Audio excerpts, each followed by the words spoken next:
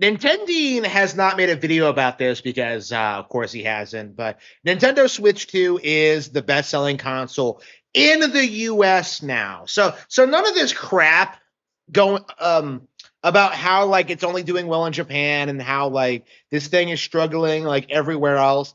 It's doing well in America. It's doing well in Europe. It's doing well everywhere, essentially. So we really do have to move past this notion that this is a product that's struggling or not doing well or has to prove itself or has to get like high quality Nintendo games because it is doing well. It is getting high quality games and it does have a bright future ahead of it. And I think most importantly, and this is something that I don't think anybody besides me is talking about the Nintendo Switch 2 fundamentally has no competition. No. Steam Deck is not competition. The Steam Machine is not competition. Gaming PCs are not competition. There is no viable way to play Nintendo games on other platforms. Like, you can't even say emulation anymore because you're going to have to get a console for the Switch 2 exclusives, right? You're going to have to get the Switch 2 for the Switch 2 games. And at that point, you'll have access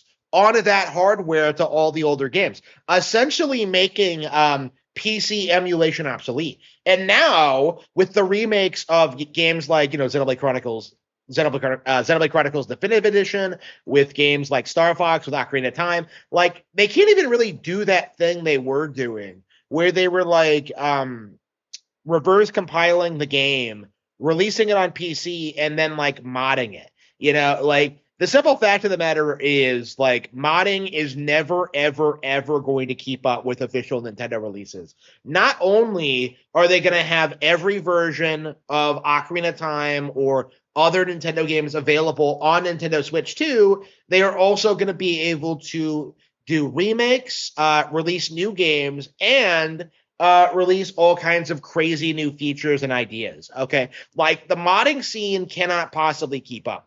The emulation scene cannot possibly keep up. Emulation is years away from emulating Switch 2 games. And considering how demanding this console actually is, it's probably going to be a long while before it happens. I think a lot of the experts came out immediately and said it's probably going to take a decade, purely because of just how much more powerful the Switch 2 was than older Nintendo hardware. Like, the only reason emulation was as prevalent with Nintendo consoles as it was purely because they were using older technology that was easier to break. Now, that is not the case. Now, it's going to be years and years and years before you get any kind of Nintendo Switch 2 emulation. And by that point, the Switch 3 will be out. So there is just no reason to beat around the bush. There's no reason to like be in denial. There's no reason to think that like Nintendo is struggling or that they're going to fail. Like, it's just not possible. At this point, we're going to see Nintendo beat Grand Theft Auto 6. We're going to see them beat the most heavily anticipated product in all of entertainment, and like the entire industry is just going to kind of collapse. Okay, I'm sure kids will keep playing Fortnite. They'll keep refusing to engage with Nintendo content. I'm sure like you'll have grown men like DSP like insisting that Nintendo is lying about their products or lying about their sales numbers. I'm sure the PC Master Race is going to keep gooning to Lolly and like doing streams about how PC gaming is superior, but like the end result is clear in that Nintendo has indeed won the console space. They have given their employees raises while everyone else is laying off all their workers, okay? And I feel like people don't really understand what that means, is that Nintendo is building up their talent, they're building up their game dev, they're building up their entire corporation while everyone else is just kind of like exploit. And their method does not work.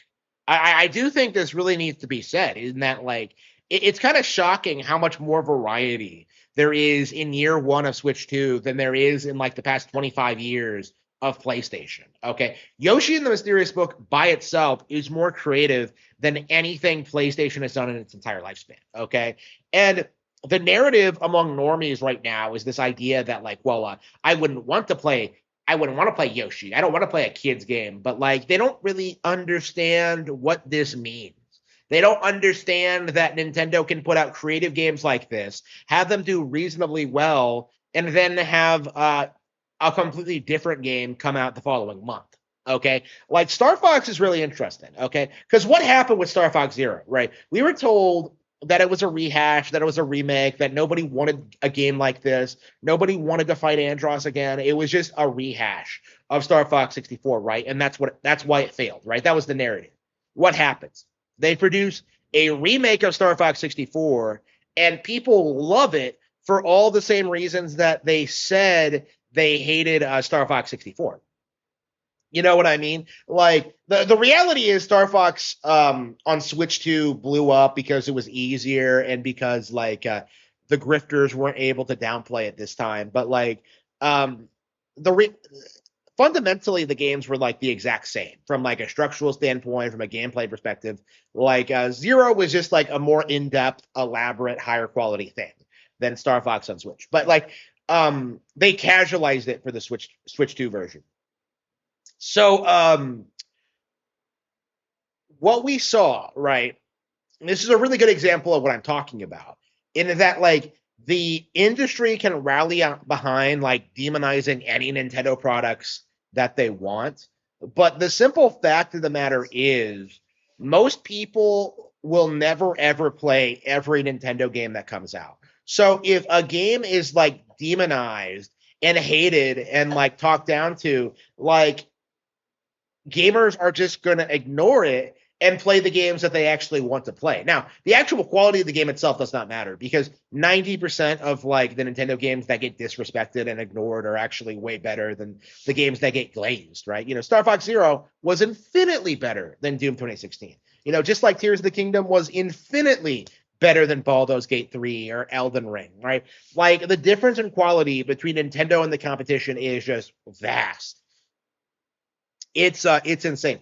But the end result of doing this kind of thing, right, is that eventually the game gets rediscovered. Nintendo puts out a new one, or the culture changes, or what have you, and then eventually, even with the industry working overtime to downplay the Star Fox Zeros of the industry, eventually Nintendo puts out something that does really, really well. And it's becoming impossible for the industry to rally behind any specific ideology. Again, we went into this in the Switch 2 era, where we were told over and over again that they need a 3D Mario or a Zelda to survive, and that just wasn't the case. We were told that over and over again. We were told that Donkey Kong Bonanza could not carry the Switch 2, that Star Fox would not do well, that Yoshi would not do well, that Mario Tennis failed, that Pokopia wasn't going to be anything. And what happened? Those games succeeded. And we're going to see a lot more of that in the future. We're going to see more Nintendo Switch 2 games that have been disrespected, have been ignored, start blowing up in popularity and remaining relevant indefinitely, because you're delusional if you think Bonanza is going to just fall off the face of the earth, right? Not only is the game very successful in its own right, it's going to lead to more sequels, right? The entire bitching and moaning about how it's not a 3D Mario, that narrative isn't going to survive when a 3D Mario actually comes out, right? When people actually look at Bonanza on its own merits, they'll find that it's actually quite a lot better than Super Mario Galaxy, right? Again, it's not Galaxy, Odyssey, excuse me. So again, it's very, very interesting seeing what's happened over the past year, because we had entire YouTube channels. Nintendeen, he built his entire brand on this idea that Nintendo wasn't selling in the US and that the console was overpriced and that it was going to fail, and yet it just completely collapsed. It's just the long and short of it. Nintendeen completely failed to understand what was going to happen. Okay. He was out of touch and delusional and just doesn't understand the very good position Nintendo is in right now. He doesn't understand that Nintendo essentially has a monopoly on the console gaming industry. Now, obviously, PC and mobile will continue to exist. but Xbox and PlayStation are falling off. Like, not just because Nintendo is so good, but because PlayStation and Xbox have been run into the ground, especially Xbox. Like, these are brands that can't possibly compete with Nintendo. And what we're seeing now is, as a result of that, that Nintendo has won the console war, that they are the highest selling console in the US, that they are going to hit new heights in the next year or so. And all the coping and seething about the stock prices or about like the rising prices, like none of that has amounted to much. And it is high time that people understood that.